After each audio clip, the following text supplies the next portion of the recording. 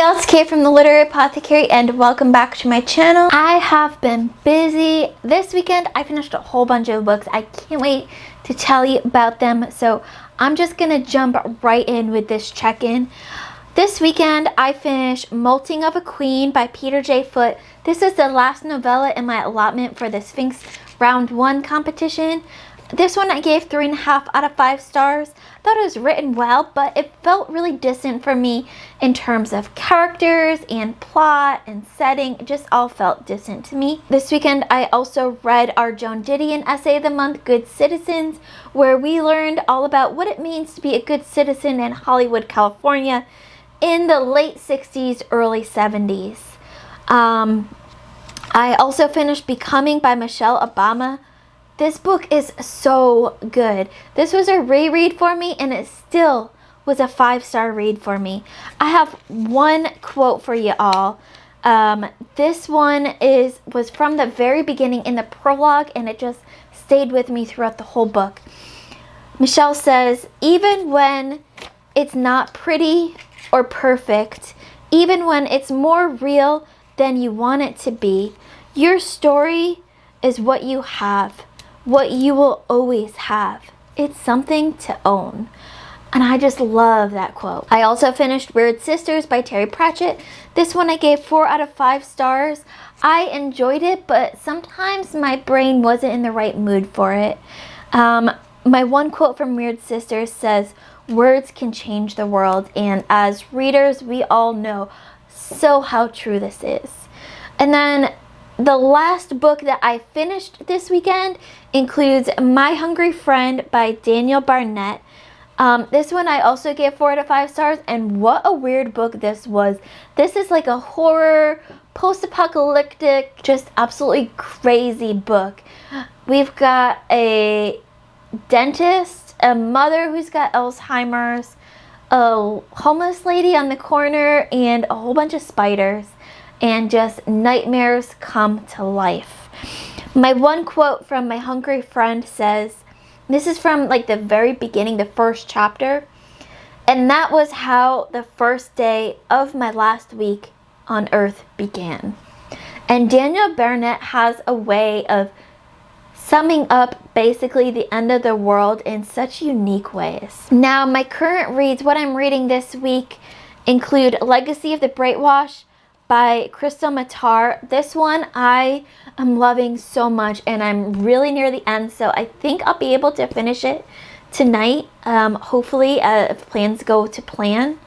My one quote so far to share with you all from Legacy of the Brightwash: sometimes it takes you a while to find your true family, but when you do, you know it in your bones. And the found family aspects in Legacy of the Brightwash is so good. One of my favorite aspects in this book.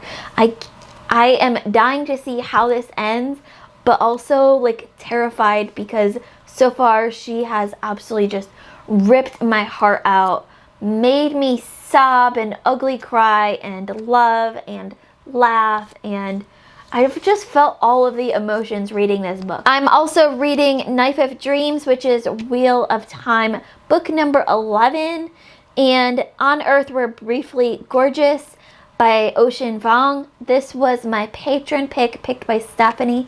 Stephanie chose Tears for me this month, but I've heard amazing things about this book, so I am excited to see what it's all about. That is my check-in for you all now, and I'll have at least one more check-in before this goes up live for you all. So I'll check in with y'all again soon. I've got one last reading check-in for you all this week. I finished Legacy of the Brightwash by Crystal Matar. This book was so good. I gave it 5 out of 5 stars. I loved everything about this book. It kept me thinking about the book even when I wasn't reading it. I thought about it when I finished it. I told people at work about it.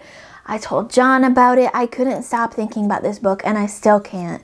Several days after finishing it, the characters just stay in my mind forever, and I really want to read book 2 hopefully soon, but we'll see. I've got 2 quotes for you from Legacy of the Brightwash. Sometimes it takes you a while to find your true family, but when you do, you know it in your bones. And that's what this book was all about, was found family in so many different ways.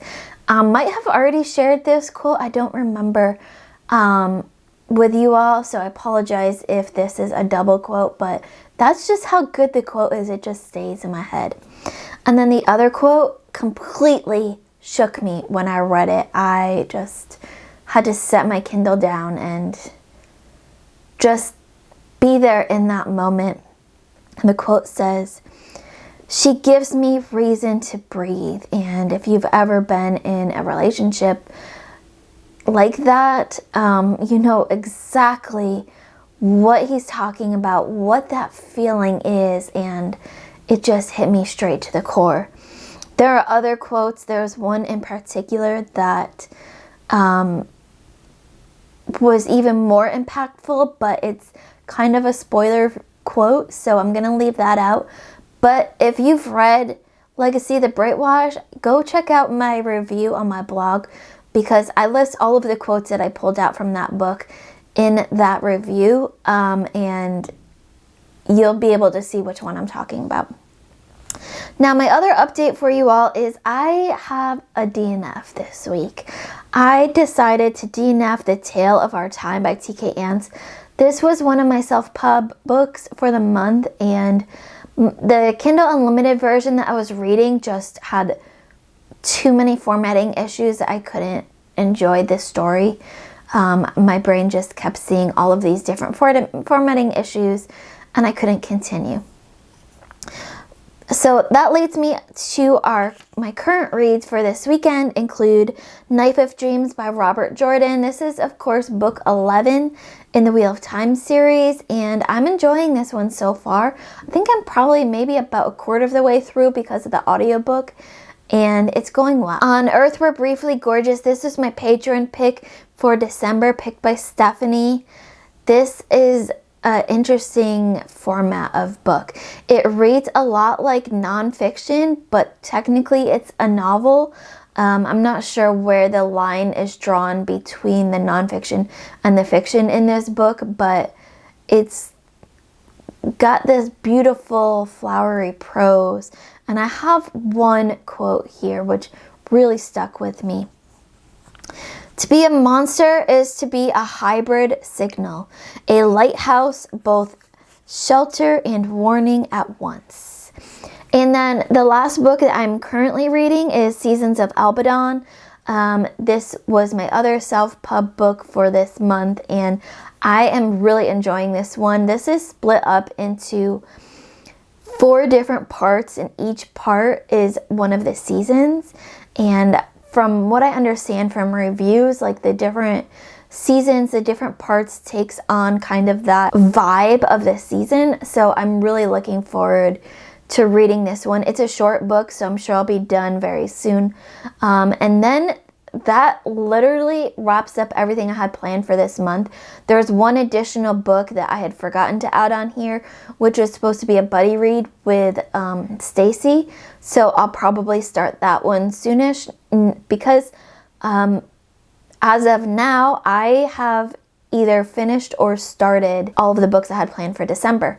So with that said, I will definitely be able to pull some titles out of my TBR jar and catch up on at least a few books that I have not been able to get to the past year or two. So that's really exciting to look forward to coming up. But that's it for now. So let me know in the comments below, what was your favorite reading moment from the past 2 weeks? And what are you looking forward to reading the most in the next 2 weeks? As always, my Patreon and my Discord information and my blog link are in the description below. Keep reading, and I love y'all to the moon and back.